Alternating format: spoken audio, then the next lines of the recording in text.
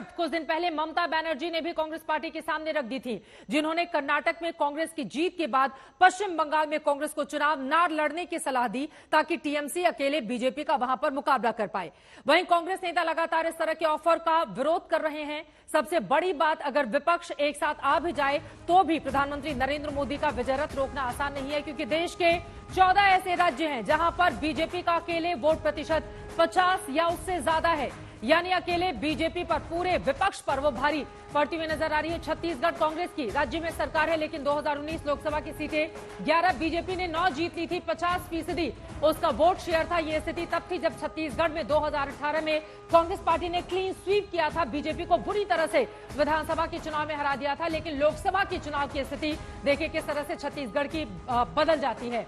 गुजरात यकीनन नरेंद्र मोदी के नाम पर गुजरात 26 की 26 सीटें लगातार पिछले 2 बार से जीत रही है। 62% से ज्यादा उसका वोट शेयर है। अगर पिछले 25-30 सालों से देखें तो बीजेपी का एक छत्र राज्य है, कांग्रेस बिल्कुल उसको हिला पाने में समर्थ नजर नहीं आती है। हरियाणा की बात करें, 2019 में 10 सीटों में से भारतीय जनता पार्टी ने क्लीन स्वीप किया था, वोट शेयर 58% का रहा था। इसके जरिए आप समझ सकते हैं कि हरियाणा में भी बीजेपी एनडीए की सरकार है, वहां पर भी बेहद मजबूत स्थिति में। हिमाचल प्रदेश 4 सीटें क्लीन स्वीप बीजेपी ने किया था 2019 में। दरअसल ये आंकड़े आपको इसलिए दिखा रहे हैं क्योंकि आज से 250 दिन का वक्त बाकी रह गया है लोकसभा के चुनाव में। किन राज्यों में उसका क्लीन स्वीप था उसके बारे में जानिए, और 50% से ज्यादा वोट शेयर किन राज्यों में था। उत्तराखंड 5 सीटें, 5 पर क्लीन स्वीप हुआ था, 60% से ज्यादा वोट शेयर। झारखंड की बात करें, 14 सीटें हैं, बीजेपी ने 12 पर जीत हासिल की थी, 50% वोट शेयर। 2019 के लोकसभा चुनाव में नरेंद्र मोदी के चेहरे पर ये चुनाव हुए थे। कर्नाटका की बात करें, 28 सीटें, ये आंकड़ा सही नहीं है, बीजेपी यहां पर 25 सीटें जीती थी, माफ कीजिएगा इसको करेक्ट करवाती हूं। वोट शेयर 51% का था। राजधानी दिल्ली की बात करें, यहां पर शानदार प्रदर्शन किया गया था बीजेपी की ओर से। 7 सीटों पर क्लीन स्वीप था, 56% वोट शेयर था। और अगर 7 सीटों को हम देखें तो आम आदमी पार्टी, कांग्रेस पार्टी दोनों के वोट शेयर मिला ले अगर हम, तो 7 सीटों पर बीजेपी के उम्मीदवार उससे कहीं ज्यादा वोट लाकर जीत हासिल कर चुके थे 2019 में। राजस्थान 25 सीटें हैं, 24 सीटों पर बीजेपी जीती थी, 59% वोट शेयर था। राजस्थान में 1 साल पहले ही आपको बताते चले कि वहां पर कांग्रेस की सरकार बनी थी, वहां पर भी क्लीन स्वीप कांग्रेस ने किया था। लेकिन लोकसभा में आप देखिए यहां पर बीजेपी कैसे बहुत बड़ी बढ़त हासिल कर लेती है। मध्य प्रदेश लेकर चलते हैं, कुल 29 सीटें हैं, बीजेपी ने 28 सीटों पर जीत हासिल की थी।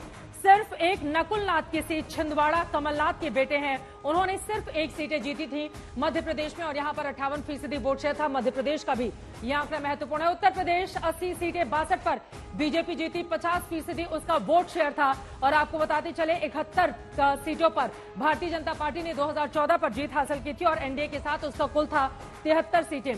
तो ये स्थिति है अलग अलग राज्यों की। जो आंकड़े हमने आपको दिखाए, इसके जरिए आप समझ सकते हैं कि जहां पर बीजेपी 50% से ज्यादा वोट शेयर हासिल कर चुकी है, वहां पर विपक्षी दल क्या वास्तव में उतनी कड़ी और बड़ी टक्कर भारतीय जनता पार्टी को दे पाएंगे, जिसके लिए इतनी मेहनत और मशक्कत और 23 तारीख तय की गई है। बीजेपी भी शांत नहीं है, वैसे लगातार चुनावी रणनीति बनाई जा रही है, अलग अलग राज्यों के हिसाब से रणनीति तय की जा रही है, जिसका केंद्र उत्तर प्रदेश बना हुआ है, जहां से होकर दिल्ली का रास्ता जाता है। पिछला चुनाव अखिलेश के साथ मिलकर लड़ने वाले ओपी राजभर के पिछले काफी वक्त से सुर बदले हुए नजर आ रहे हैं। इन सब के बीच खबर है कि वाराणसी के सर्किट हाउस में सीएम योगी आदित्यनाथ और सुहेलदेव भारतीय समाज पार्टी के अध्यक्ष ओपी राजभर की मुलाकात हुई है। इस मुलाकात के बाद यह माना जा रहा है 2024 के चुनाव के पहले ओपी राजभर एक बार फिर से एनडीए का हिस्सा हो सकते हैं। ओपी राजभर ने जब बीजेपी का साथ छोड़ा था, तब सीएम योगी आदित्यनाथ से उनके रिश्ते बेहद तल्ख हो गए थे, और योगी आदित्यनाथ पर बयानबाजी करने की वजह से 2019 में योगी आदित्यनाथ ने अपने मंत्रिमंडल से बाहर कर दिया था। अब ऐसा लगता है रिश्तों की बर्फ पिघल रही है। एनडीए में शामिल होने के पहले यह मुलाकात अहम बताई जा रही है। हालांकि ओपी राजभर मुलाकात की अटकलों से इनकार करते रहे, लेकिन उनके सुर लगातार बदले बदले नजर आ रहे हैं। हम तो आज भी आपके सामने कह रहा हूं, बराबर कहता हूं कि अखिलेश जी, मायावती जी, सोनिया जी, नीतीश जी, जयंत जी जिस दिन एक मंच पर आने का ऐलान करें, 2 घंटा पहले हमको बता दें प्रदेश के किसी कोने में, हम उन लोगों से पहुंचने से पहले उनके यहाँ पहुंच जाएंगे। हाँ बिल्कुल होगा। हम तो चाह रहे हैं कि ये अगर कहते हैं कि पिछड़े दलित के साथ अन्याय हो रहा है, अल्पसंख्यक के साथ अन्याय हो रहा, तो ये लोग इकट्ठा क्यों नहीं होते हैं? क्या कारण है? यही लोग दुश्मन हैं। यही दोनों लोग नहीं चाहते हैं कि पिछड़े दलित का हित हो। अखिलेश जी और मायावती जी क्यों नहीं इकट्ठा होते हैं?